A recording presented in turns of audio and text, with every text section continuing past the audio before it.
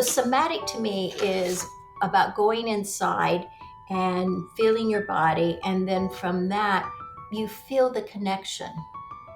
You know, you connect more, and with that connection, the body tends to respond really rather well because it likes to be heard. It likes to be listened to. Donnalea will be presenting at our international gathering, The Vagus Nerve, A Path to Wellness, this fall in Amelia Island, Florida.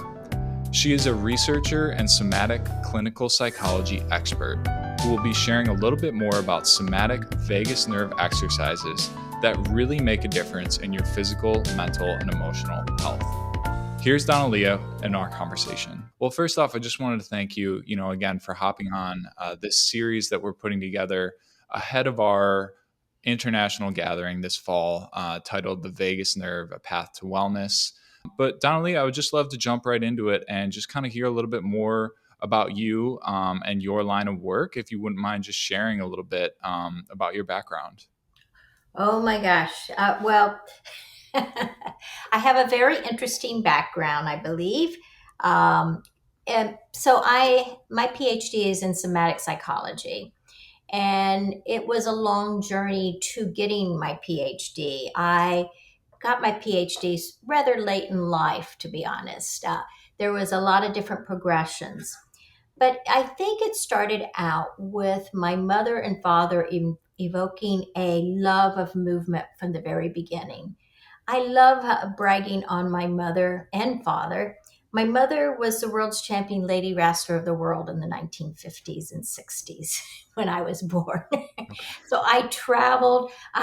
My idea of playing with my mother was being in a wrestling ring, tumbling around and monkey flipping her, and just playing on the ropes and stuff like that. So I always loved movement.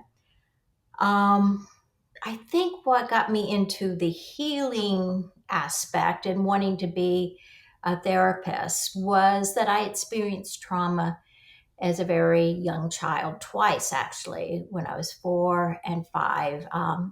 It was sexual trauma. And I remember, well, my heart to this day still races, to be honest. And this is all connected to the vagus nerve. My it's the vagus nerve that gets activated with PTSD and different things. And so my background was as a little child wanting to heal. And my mother put me into dance and movement. So I did lots of dance and movement. And that was so helpful. And then going forward, I would say, gosh, I just love to study. And I studied a lot of different things. And I got involved in psychology. I took a couple psychology classes in high school, kept taking them when I went to college. And then I got involved in a school called the Barbara Brennan School of Healing, which talks about, the energy field, but it also actually is a 4-year psychology school of core energetics and bioenergetics. In fact, Paracas, the founder of core energetics, came and I met him at the Barbara Brennan. I studied there, became a teacher, became a dean in the United States and here. And that was, my healing journey. And what I realized in working with people in group therapy and things, I always did movement. I always was somatic, and I saw how powerful that is for a person for change. And it's not even that. What was interesting to me is it created a self agency. It created the ability to come from oneself instead of having to always depend on somebody out there. You learned about yourself. You tuned to your sensations, and it allowed yourself to take back control of a life that had been a nervous system that had been hijacked by a bad event. Yeah, well, that's amazing. I just want to say thank you for sharing a little bit more about your healing journey, blending some of the personal and work history, and kind of tying it all together around these somatic exercises that stimulate the vagus nerve. I was just wondering if you could just kind of piggyback off of what you were just sharing and just share, from your personal experience and also, your understanding of our anatomy. What is a somatic vagus exercise to you in terms of movement, breath work? What does that look like for you? My definition of somatics, which is held very largely across the board, is that somatics is a way of tuning into your body and tuning to your sensations. And through movement, breath work, sounding, um, body work, that the change occurs. It's not through talking yourself out of a trauma. I would never have to have worry about that second piece of pie or cobbler, or I know I shouldn't eat that third. But I know what's good for me, but do I do it? So really approaching through the body is important. So somatic to me is about going inside and feeling your body, and then from that, uh, it's you feel the connection. you know you connect more, and with that connection, the body tends to respond really rather well because it likes to be heard, it likes to be listened to. I do a lot of somatics. I teach continual movement, I teach Tai Chi, but I'm also a researcher. I'm a researcher here at the University of Florida. In fact, I'm on the what we call the Porges team. and and so I have researched my intervention that uses sound, breath, and movement, and teaching them about polyvagal system. And I have a real easy, simple way because you don't need to make it complicated. And I teach through what's called the window of tolerance. I don't know if you've heard of that, but it's where if everything's going well, I say you're in the green zone. It's the social engagement. You feel safe. If you get activated, I like using the red because, I see red when I get angry. And so the activation is the red zone. And then for me, the blue zone is the lower thing of the dorsal vagal. And there's a healthy side of the dorsal vagal, and there's an unhealthy, the shutdown, the freeze, that is very dangerous for people. So by learning the window of tolerance and then learning different breaths and sounds, people find that they change like that. They don't have to pop a pill. They don't have to, you know, um, it's just so fast that it can happen because of the way the chemicals of the body. Uh, in my research at UF, the thing that was really interesting too is we measured oxytocin, and I think the connection of Dr. Sue Carter, and so the oxytocin and the polyvagal theory, and that they're just so connected. I guess I have to say I'm just so excited about what Steve Porges and Sue Carter and others are bringing forth. I think it will bring a more humane world, a more compassionate world.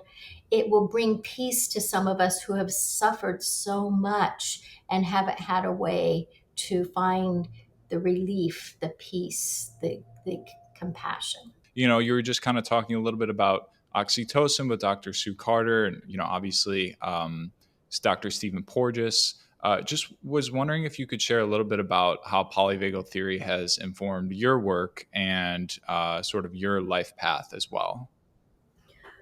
Well, it's interesting. Boy, has it informed my life. Okay, so I went to graduate school, as I mentioned, late in life. I was probably late 50s, middle 50s, I don't know. And I, I, I was in in grad school, and I kept hearing about this guy, Dr. Stephen Porges, in every biology class. And I mean, he had just come in, and people were awed, and as they should be, at his what he had thought through, what he had created as an understanding of the nervous system. And then my mentor and dear friend, Emily Conrad Daoud, who was the founder of Continuum, called me up and said, "Hey, I'm going to go teach with this Dr. Stephen Porges. Have you heard of him?" And I said, "Are you kidding?" and so, and so she said, "Well, come with me." So I went to Santa Fe, and I got to meet both of them. And I heard, from both of them, everything. And I was just in awe of what they were sharing. And they often like to say they thought they were doing two separate things. And then it turns out that their work is connected, that it does weave together, even though they thought they were on totally separate paths, the way it is with marriages. uh, but anyway, so that happened, and I was starting to work on my PhD research project, and I picked the what is the effect of Tai Chi on PTSD. I've taught Tai Chi for over 35 years now. And back then it was like 25, I guess. So I thought I wanted to do this, and I wanted to measure oxytocin. They wouldn't let me measure oxytocin in my grad school because they said I was a lowly student and I needed to know an expert. And I said, "Well, how about Dr. Sue Carter?" And they said, "You know Dr. Sue Carter?" I said, "Well, I've met her and she's really nice," because we had really hit it off. And they said, "Well, talk to her." Anyway, I did talk to her. She ended up coming on my committee. They still did not let me do oxytocin. But, it doesn't matter because I ended up being here and doing oxytocin here in Atlantic Beach. Yeah, thank you so much for sharing a little bit more about, the way that you approach polyvagal theory and, how it's informed your work and personal life. I just want to kind of wrap it up with just what's happening for you at the conference. Your presentation is titled Research-Supported Somatic Vagus Exercises That Make a Difference. I'm just wondering, I know we're several months out still, but in your mind, what are you hoping that guests take away from your presentation, and what are you looking forward to, at this international gathering? Well, I go to a lot of conferences. I presented at a lot of conferences, the Boston Trauma, Oxford, went to New Zealand with Steve and Sue. Um, what I'm hoping, I'm going to be really honest, is that they come to my event and they have fun. We get to move, we get to breathe, we will connect to our body, I want to teach them the beginning of the intervention that I've been testing. And the intervention is really, it's simple. It's tuning in to your sensation, interoception, getting a reading, and then doing sound and breath to activate or deactivate your nervous system, because some of your breaths calm you down, and then in some movement. I'm hoping that people first have fun, that they find a way to help themselves, a little tool to help themselves when life gets a little stressful, and then maybe even take it another step, that when they go home they can help their family, their friends, and if they're therapists, help their therapist with this, because it's had remarkable results. Sue, a little joke between Sue and I was always that I kept saying, continuum movement and fluid movement really evokes oxytocin. She says, "You can't say that. That a scientist can't say that and you haven't shown it." And I said, "Well, I'm going to one of these days." Well, we've been testing it now for a year and a half. We did it with the nurses at University of Florida first, and then the mental health workers. And the first, right after we got the results for the nurses last year, Sue came to me and said, "I can't believe the level of oxytocin that went up. I have never seen this. What did you do?" And I said, "Sue, I've been telling you all along." So this is a little joke between us, but oxytocin is so important for us because it does help the nervous system calm down. It also is an anti-inflammatory, and it helps us socially engage. So you can see how the connection is important. And in this world, I grew up grew up in the 60s, so I was a little bit of a hippie. And I believed in peace, love, or as, peace, love, and understanding. And I still do. And I'm still carrying forth. I want to help make this world a kinder, more loving place. I have grandchildren. I have children. I we need to learn to be different with each other, and I think this is a way we can. I love that. That is a beautiful close to our conversation, and sort of a nice lead into what guests could expect at your presentation for our international gathering, all about the vagus nerve. And I'm really excited. I'll be in attendance this fall, so I'm very much looking forward to your presentation. I just want to say, thank you for hopping on and sharing a little bit more about your background and your work, Donnalea. So thank you. Thank you, Matt.